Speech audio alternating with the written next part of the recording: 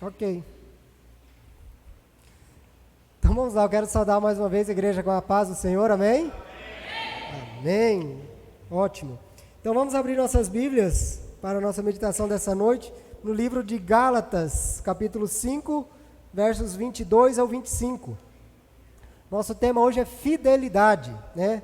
Aí mais uma parte do fruto do Espírito Santo que nós temos estudado nessa temporada.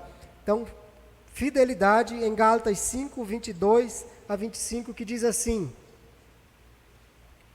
mas o fruto do Espírito é amor, alegria, paz, paciência, amabilidade, bondade, fidelidade, mansidão e domínio próprio.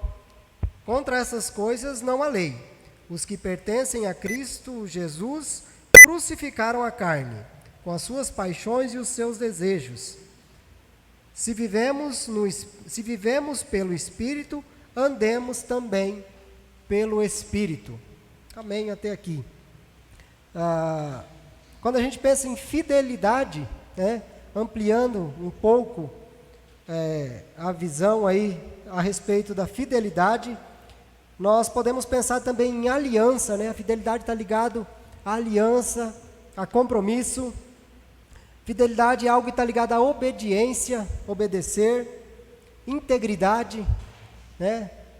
Ter fidelidade é ser íntegro, é apresentar confiança, e também lealdade também está ligado à fidelidade que nós vamos pensar essa noite. Nós cantamos duas músicas durante o período de louvor que fala da fidelidade de Deus, né? Quando nós falamos no fruto do Espírito, é algo que é produzido em nós, né? Nós estamos falando da nossa fidelidade. Mas a fidelidade ela é uma característica que vem de Deus, assim como nós cantamos aqui durante o louvor, né? E Ele é o nosso maior exemplo de fidelidade. Deus é a fonte da fidelidade, a fonte mais plena da fidelidade. Tanto é que Ele é fruto do Espírito Santo de Deus em nós. Sem o Espírito Santo de Deus, nós não podemos ter fidelidade em nós. A Bíblia diz que nós somos criados, né, fomos criados à imagem e semelhança de Deus, né? Deus sendo um Deus fiel, um Deus de fidelidade, então através dele nós vamos entender que nós podemos ser fiéis assim como Deus é, desenvolver a fidelidade em nós assim como Deus o é, através do Pai em nós. Para a gente entender um pouco sobre a fidelidade de Deus, nós vamos então ver sobre a fidelidade de Deus na criação, né? Nós vamos começar bem do comecinho, igual a aula lá do jardim, lá do maternal das criancinhas, né? Lá em Gênesis capítulo 1, nós não vamos abrir, não vamos ler, porque é uma história bem conhecida, eu vou citando aqui, mas se o irmão quiser conhecer nos mínimos detalhes, você pode ler o capítulo de Gênesis inteiro, para você saber nos detalhes a história da criação. Mas o que eu quero dizer com a história da criação, aplicada à fidelidade de Deus, é que Deus criou lá na fundação do mundo as coisas, toda a sua criação, a natureza, e a sua criação vem funcionando, chegou até os nossos dias como prova da sua fidelidade, né? O Gênesis 1 vai contar que a terra era sem forma, vazia, e o Espírito de Deus movia sobre a face das águas, só havia águas na terra. E aí Deus começa então falar e lançar a sua palavra sobre este local que não tinha terra separada ainda, né? Durante a criação é que Deus vai chamar o nosso planeta, a nossa criação de terra. E aí Deus começa declarando que haja luz, e a Bíblia diz que houve luz, né? Deus então determina que houvesse separação entre água e terra, então há uma separação entre água e terra, e aí Deus cria então a vegetação, as árvores, todas as plantas, através da sua palavra. E aí Deus cria então os grandes luminares, o sol para reger o dia, a lua para reger a noite, e assim vai sucessivamente. E aí Deus cria os animais, aqueles que habitam nas águas, criam os animais terrestres, os que voam, e Deus chega então à criação do homem, né? E segundo a criação de Deus, todas as espécies se reproduzem conforme a sua espécie, tanto das plantas, das árvores e dos animais, né? E assim foi lá na criação, e essa criação funciona assim como Deus criou até os nossos dias. Parece simples, parece tão automático que às vezes a gente não percebe, mas desde que Deus criou o mundo, né, para os cientistas milhões de anos, se a gente for ver segundo a teologia, para alguns pesquisadores, cerca de 6.000 anos. Mas desde que Deus criou, né, nesses 6.000 anos, segundo alguns teólogos, todos os dias, 6 horas da manhã, o sol nasce para nós. Todos os dias, por volta das 6 horas da tarde, o sol se põe, e dependendo da fase da lua, ela aparece maior ou menor em determinada hora diferente. Olha que interessante, às vezes a gente não percebe, mas é prova da fidelidade de Deus para conosco. O nascer do sol, o pôr do sol, né? O galo, determinada hora da noite, canta, e não sei se vocês já perceberam, o galo tem uma hora certa para cantar. Quem que sabe mais ou menos que hora que o galo canta? Alguém que mora na fazenda, na roça? 2 da manhã? Eu acho que ele canta por volta das 2 da manhã. Canta mais, não canta? Já quase amanhecendo o dia?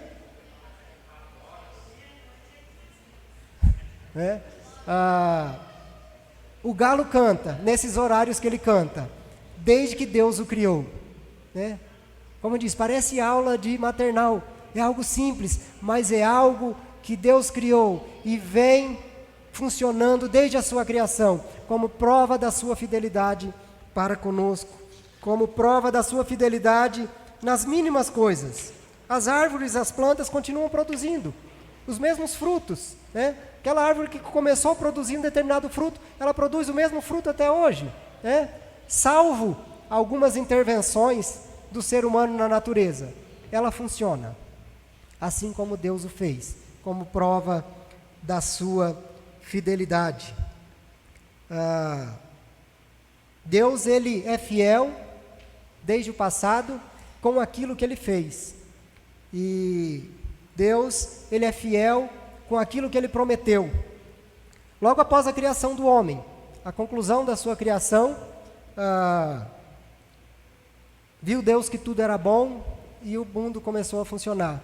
Então, o ser humano, em desobediência a Deus, e após a sua queda, vem a queda do ser humano, e Deus então faz uma promessa, que um dia mandaria seu Filho Jesus Cristo, para que restaurasse o seu relacionamento com o homem, para que resgatasse o seu relacionamento com o homem, para que desse possibilidade de salvação para a alma do homem. E o ser humano esperou por essa promessa, cerca de 4.000 anos entre Adão, estima-se, entre Adão e Jesus Cristo. Olha só, uma promessa que foi feita e Deus guardou essa promessa por cerca de 4.000 anos, né? Às vezes a gente quer alguma coisa e se não acontece no mesmo ano, né? Às vezes a gente, na virada do ano, faz alguns propósitos e às vezes se não acontece naquele ano a gente fica decepcionado, a gente fica chateado. Deus fez uma promessa que durou cerca de 4.000 anos para ser cumprida, mas o nosso Deus é fiel e Ele cumpre as suas promessas. E 4.000 anos depois, então, Ele envia Jesus Cristo como prova dessa promessa. Mas Jesus Cristo não é uma promessa que se encerra em si mesmo na sua vinda há 2.000 anos atrás. Atos capítulo 4 e o verso 2, o apóstolo, Lucas foi quem escreveu Atos, né, o autor de Atos, então ele vai dizer, olha, em nenhum outro há salvação, porque também debaixo do céu, nenhum outro nome há dado entre os homens, pelo qual devamos ser salvos. Em Jesus Cristo, nós temos uma promessa de salvação, que ela começou a ser cumprida em todos aqueles que receberam a Jesus, e que está sendo cumprida nos nossos dias, conosco que já recebemos Jesus, ou com aqueles que vierem a receber ainda em vida. mas é uma promessa que só vai ser concluída, só vai ser cumprida na sua volta, né? Só vai estar plenamente cumprida quando Ele voltar. E é uma promessa que prova a fidelidade de Deus, prova que Deus é um Deus fiel para conosco. Glória a Deus por isso. Nós, devido a essa promessa, nós devemos adorá-lo e viver glorificando constantemente, confiantes de que a promessa de Deus será cumprida plenamente. E repare que a promessa de Deus é de que Jesus Cristo, de que a salvação está em Jesus Cristo e não há nenhum outro nome dado. Então, Jesus Cristo não é uma possibilidade, né? Jesus Cristo, Ele não é uma opção, Ele não é uma forma de ser salvo, Ele é a opção, Ele é a forma de ser salvo, né? Não há nenhum outro nome dado entre os homens no qual devamos ser salvos. Então não tem alternativa diante de Jesus Cristo, não tem uma outra promessa que não seja a Jesus Cristo, não há uma outra esperança que não seja Jesus Cristo na vida do homem perdido.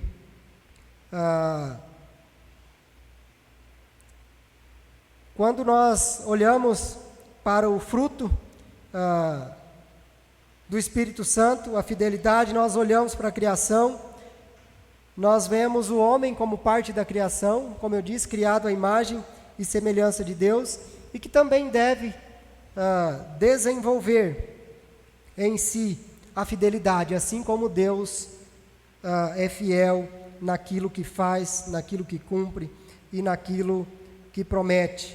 A queda do homem afastou o homem de Deus e afastou também de si as características de Deus, né? A carne prevaleceu no homem e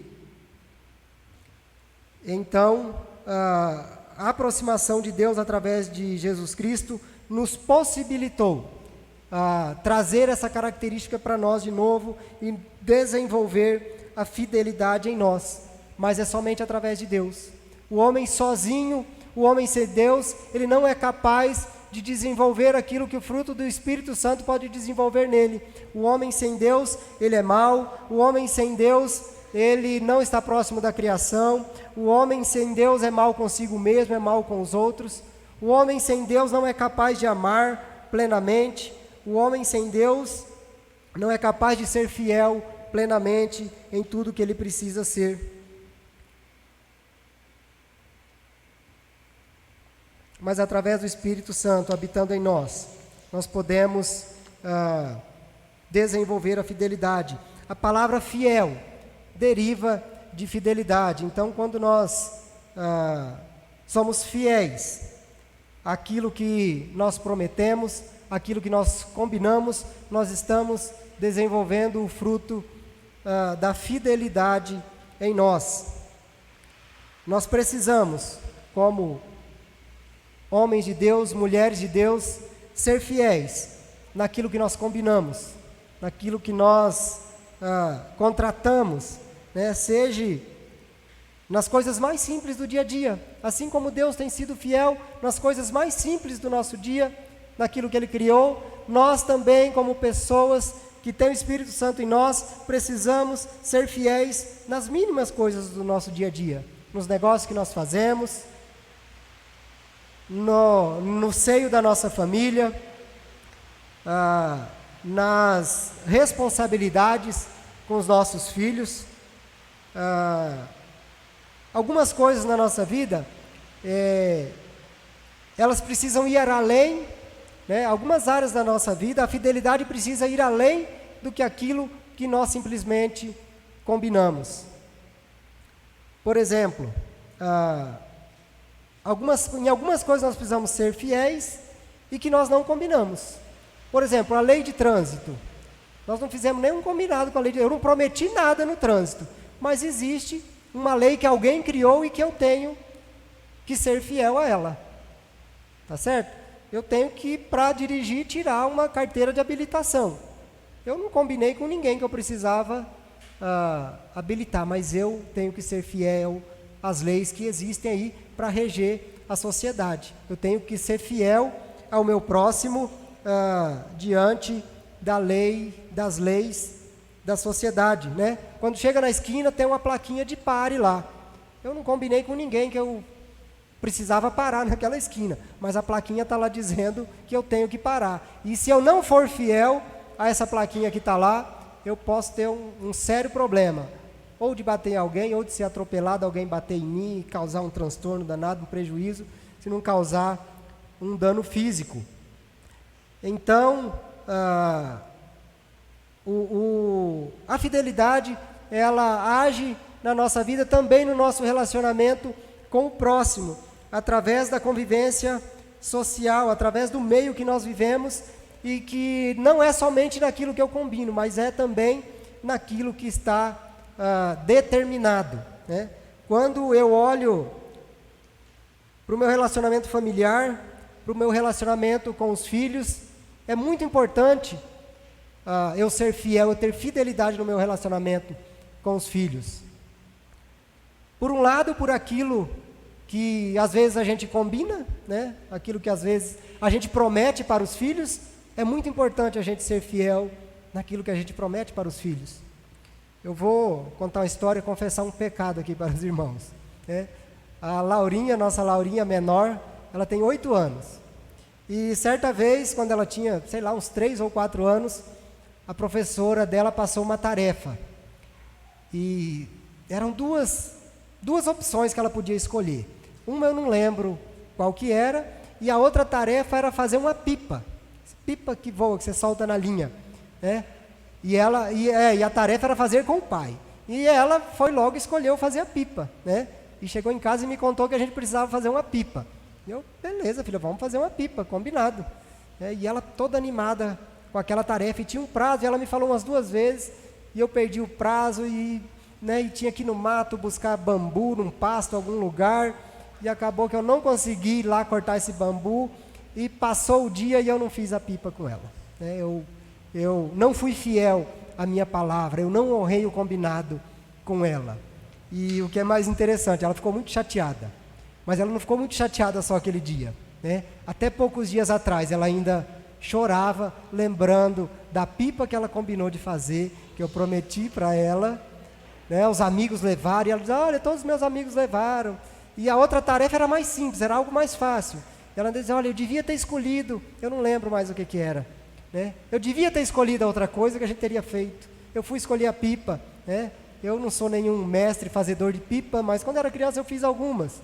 Nunca voaram, né? Mas pelo menos tinha o formato de pipa, poderia ter cumprido o combinado não era voar, o combinado era fazer a pipa, né? E eu imagino que se eu tocar no assunto da pipa com ela esses dias, talvez ela ainda se emocione, talvez ela ainda chore, né? Como é importante aquilo que a gente combina com os filhos, como que é marcante na vida dos filhos o cumprir as promessas, o ser fiel àquilo que você faz. Mas assim como no trânsito, o relacionamento com os filhos, tanto do pai quanto da mãe, né? Não só os pais.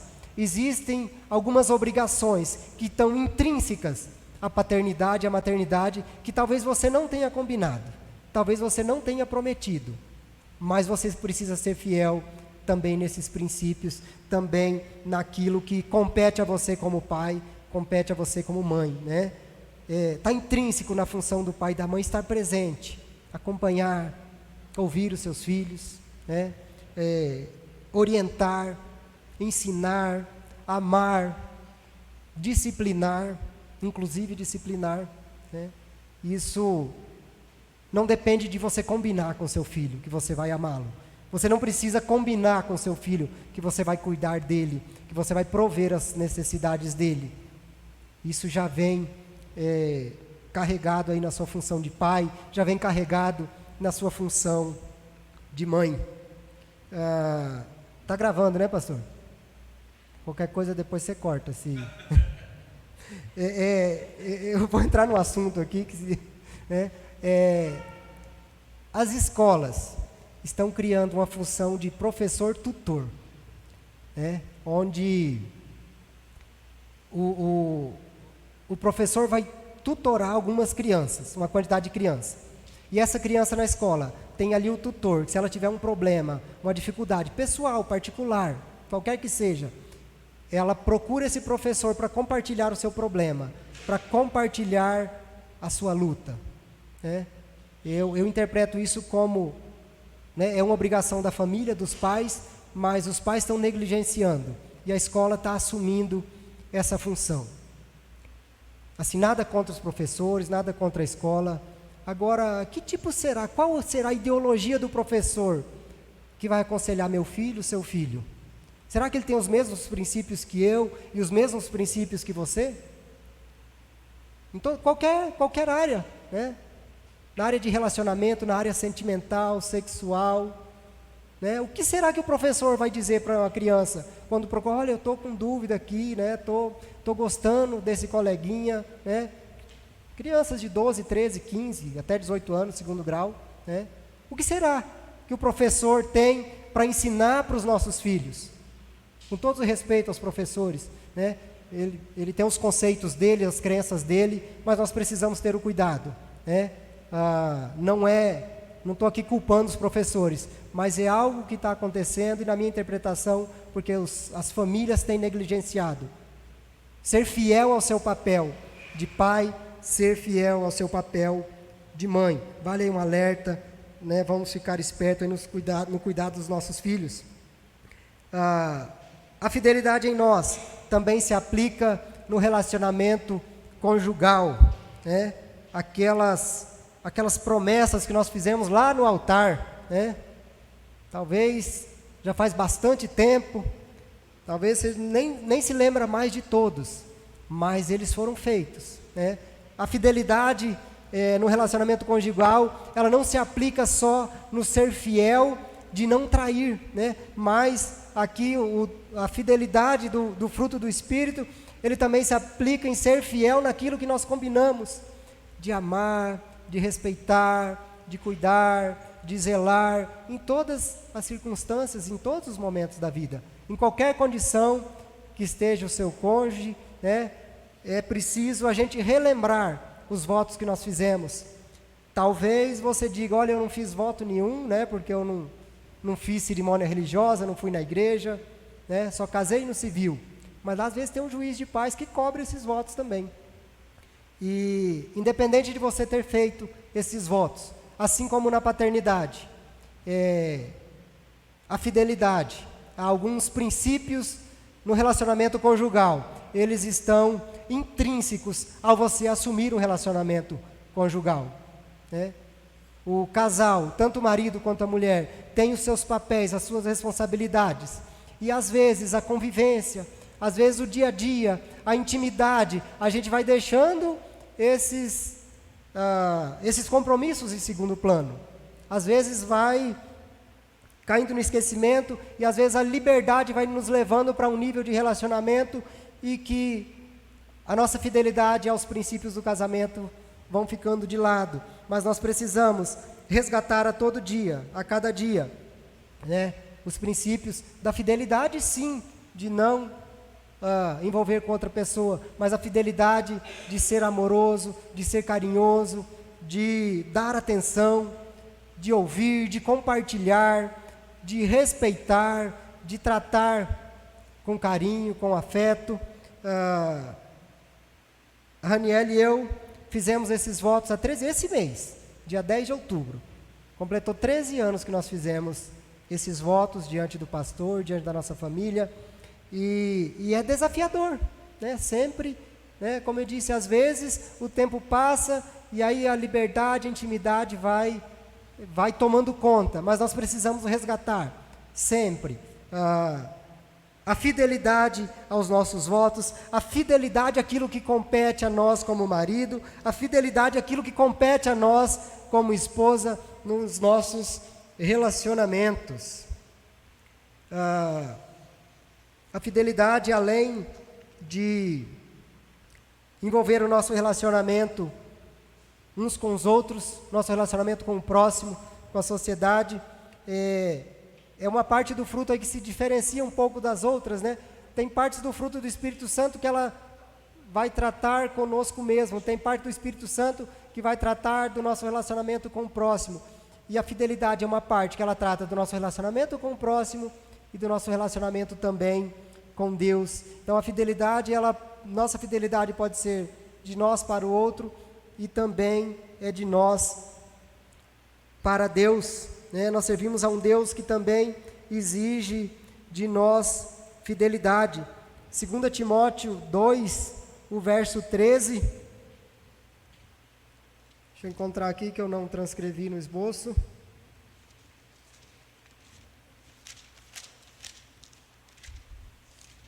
Paulo escreve sua segunda carta a Timóteo, capítulo 2, verso 13. Se alguém puder mudar a tela aqui.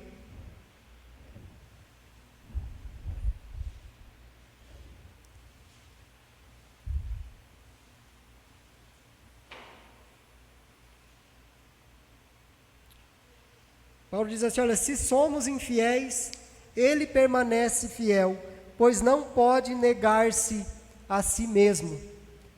Mesmo que nós sejamos infiéis, o nosso Deus, ele permanece fiel. Paulo não está nos liberando aqui para sermos infiéis, nem uns com os outros e nem infiel com Deus, né? Paulo está dizendo que a fidelidade de Deus não está condicionada à nossa fidelidade, né? Deus, ele não nega a si mesmo, ele é fiel por essência, e não há nada que nós façamos, mesmo a nossa infidelidade, é capaz de mudar a fidelidade de Deus.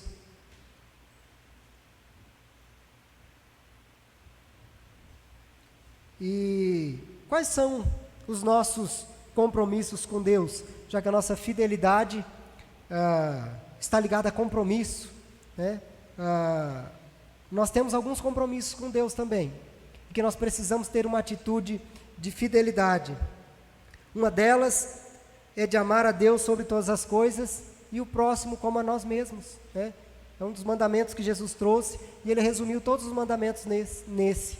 E nós precisamos amar a Deus sobre todas as coisas, colocar Deus em primeiro lugar na nossa vida, a cada dia, a cada instante, como expressão da nossa fidelidade.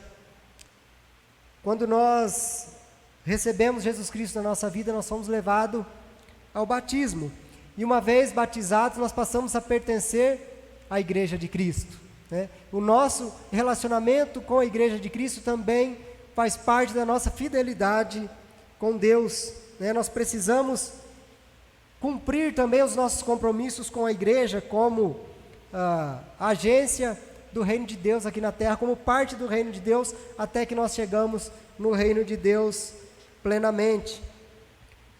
Então nós precisamos honrar os compromissos com a igreja, as atividades, participar das atividades da igreja, desenvolver comunhão com os irmãos da igreja, pois afinal nós temos a mesma fé, a mesma ideologia, a mesma visão a respeito das coisas espirituais, né?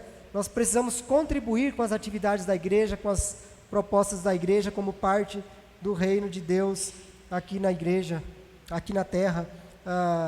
Ter comunhão, como nosso irmão Everaldo ensinou na semana passada, traz alegria, né? Estar no meio da igreja vai trazer alegria para a sua vida. A sua fidelidade com a igreja vai te proporcionar alegria.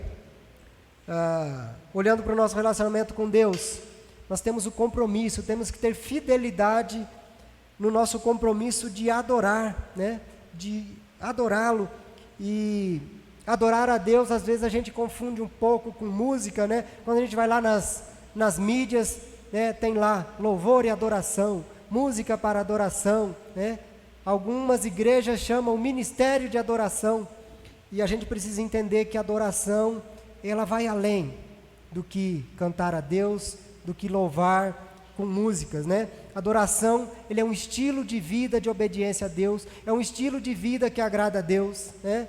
Aqui na igreja, a coisa mais fácil que tem é servir a Deus aqui na igreja, mas a adoração a Deus é aquilo que nós fazemos de maneira correta, longe da igreja, fora da igreja, na segunda-feira, na terça-feira, talvez em outras cidades, por onde quer que a gente for, e a gente manter íntegro a nossa fidelidade a Deus. A Bíblia conta a história do profeta Daniel. Daniel, quando ainda era muito jovem, Israel foi vencido e ele foi levado no cativeiro para a Babilônia, outra nação. E o rei da Babilônia, ele encarregou que um dos seus servidores selecionasse dentre o povo de Israel que havia vindo para a Babilônia, jovens que fossem diferenciados, que fossem inteligentes, instruídos, que apresentassem conhecimento em toda a ciência e de boa aparência. Foi encontrado 4 jovens. Dentre esses 4 jovens estava Daniel. O rei então mandou que separasse e que eles passassem por um treinamento durante 3 anos, e que após esses 3 anos de treinamento eles serviriam ao rei no palácio. E o rei determinou que eles fossem ensinados e fossem alimentados com o banquete do próprio rei. E Daniel, a Bíblia diz que Daniel propôs no seu coração não se contaminar com aquelas coisas. O banquete do rei era oferecido a ídolos, né? O rei determinou que eles fossem alimentados com o banquete e com o vinho que o rei bebia. E Daniel se recusou. Daniel, na sua geração, propôs no seu coração de não se contaminar com aquelas coisas, porque ele sabia que o Deus dele não se agradava. Daniel levou uma vida de adoração a Deus. Daniel provavelmente estava sem os pais naquele lugar. Daniel estava sem o sacerdote, sem o pastor, para ver se ele estava fazendo a coisa certa ou não. O líder de jovens, o professor da escola bíblica lá do Daniel, provavelmente não estava com ele. Talvez ele estivesse lá isolado com os 4 amigos, que era da mesma faixa etária dele, para quem ele não devia satisfação, né? Mas Daniel, mesmo numa terra distante, numa terra estrangeira, longe dos olhos da sua família, da sua igreja, das pessoas que o conheciam, ele propôs não se contaminar com as coisas que havia na Babilônia e que não agradavam a Deus e que o afastaria de Deus.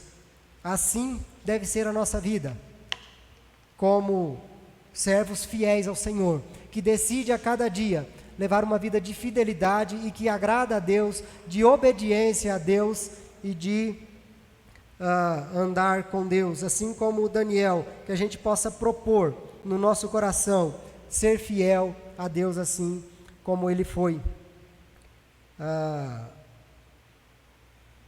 Efésios, para a gente concluir, Efésios 5, verso 8, diz assim: não embriagueis com vinho em que há contenda ou onde há contenda, mas enchei-vos do Espírito. Nós somos desafiados pela palavra do Senhor a nos enchermos do Espírito, e nos enchendo do Espírito Santo, nós vamos desenvolver o fruto do Espírito em nós com mais facilidade. Nós temos estudado essa série de mensagens. Vai continuar, pastor, os demais? Continua no tema fruto do Espírito? Novembro, vai ter um intervalo. Então, nós estudamos 3 até agora, né? Começou o Cairo com o amor. Pois é, eu sempre estou achando, né? Outro dia foi um cliente lá no banco, disse que tinha um compromisso para novembro, eu achei que faltava 40 dias, mas faltava 10, né? Então, nós vamos continuar com o tema, continue vindo, continue aprendendo sobre o fruto do Espírito Santo. E curioso que uma forma de você saber, né? Nós somos convidados em Efésios 5, 8, somos desafiados a enchermos do Espírito Santo. E como que nós podemos saber se nós estamos cheios do Espírito Santo? Através do fruto que o Espírito Santo produz em nós, né? Nós estamos, como lá no capítulo 22, no verso 22 de Efésios 5, nós estamos amando, nós estamos sendo alegres, estamos sendo fiéis com os nossos irmãos, fiéis com Deus, fiéis com a nossa família. É uma forma de você fazer uma autoanálise. Qual o nível de Espírito Santo que tem atuado na sua vida? Será que você tem vivido cheio do Espírito Santo? Ou será que está assim, né, lá no mínimo, né? Alguém faz alguns movimentos por aí, promete algumas coisas nas igrejas e diz que a pessoa cheia do Espírito Santo. É difícil a gente medir quem é cheio do Espírito Santo ou não, em um culto só de ver uma vez. É no dia a dia, é a cada dia, é na renúncia, é no amor, é na fidelidade, é que nós podemos saber se nós somos cheios do Espírito Santo. Talvez você está vivendo com uma pessoa na sua casa, cheia do Espírito Santo, e você está achando que quem é cheio do Espírito Santo é quem faz muito movimento, algum barulho, né? Você está vivendo numa igreja cheia de pessoas, cheias do Espírito Santo, e às vezes não está valorizando a sua igreja, talvez porque acha que quem é cheio do Espírito Santo é quem faz certo movimento e certo barulho. Mas que o Espírito Santo encha a sua vida, e que você seja uma pessoa boa, amável, paciente, fiel, alegre, manso e de domínio próprio, que são os frutos do Espírito Santo. E nós vamos continuar aprendendo sobre os demais nos próximos domingos, cenas dos próximos capítulos, não faltem, tá certo? E assim nós concluímos esse tempo sobre a fidelidade como fruto do Espírito, que o próprio Espírito complete a mensagem no seu coração e que você seja cheio de integridade, naquilo de fidelidade, naquilo que você combina, que você promete, que você afirma, e naquilo que você precisa ser, mesmo que você não tenha combinado, mas que cabe a você ser fiel. Amém? Eu passo a palavra então